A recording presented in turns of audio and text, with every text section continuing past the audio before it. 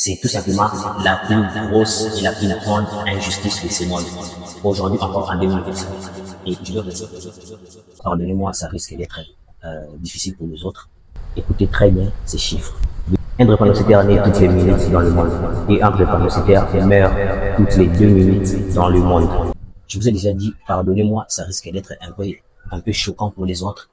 De l'autre côté, vous avez les 8 millions de drépanocytaires rien qu'en Afrique. Et de l'autre côté, vous avez les 25 millions de personnes atteintes du VIH rien qu'en Afrique. Ce qui est ironique dans tout ça est que les personnes atteintes du VIH ont un très bon suivi médical et ont une prise en charge. Quand je dis qu'ils ont une prise en charge totale, c'est total, je vous dis 100% gratuite. Ils ne payent aucun frais concernant leur maladie lorsque celle-ci est diagnostiquée, contrairement aux drépanocytaires.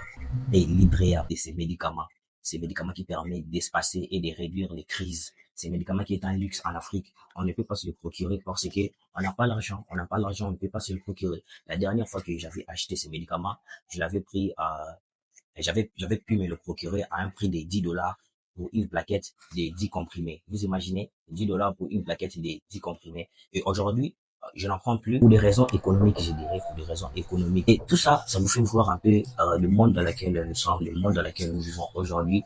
Et il y a tant de discrimination dans des choses où tu ne peux même pas avoir idée. Tu as 25 millions de personnes qui sont prises en charge. Et de l'autre côté, tu as 8 millions de personnes. Ces personnes meurent comme des rats. Aujourd'hui, en 2025, des drépanocytaires au Congo, précisément parce que moi, je suis de la République démocratique du Congo. Donc, en RDC, aujourd'hui, en tant que drépanocytaire, je paye de tout.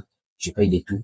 Que ce soit les antalgiques jusqu'à l'acide folique, je paye de tout. Je ne connais pas un seul endroit où je pourrais aller me procurer gratuitement comme ça. Je n'en connais pas. Personnellement, je n'en connais pas. Alors, ma question est celle-ci. Pourquoi une telle discrimination? Aujourd'hui, encore en 2025, nous en sommes toujours là. Il n'y a aucune prise en charge.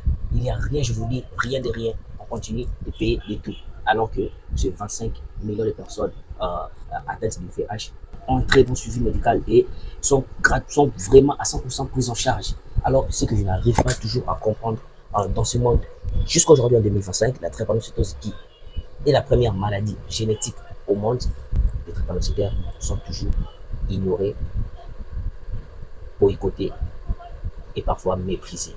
C'est triste.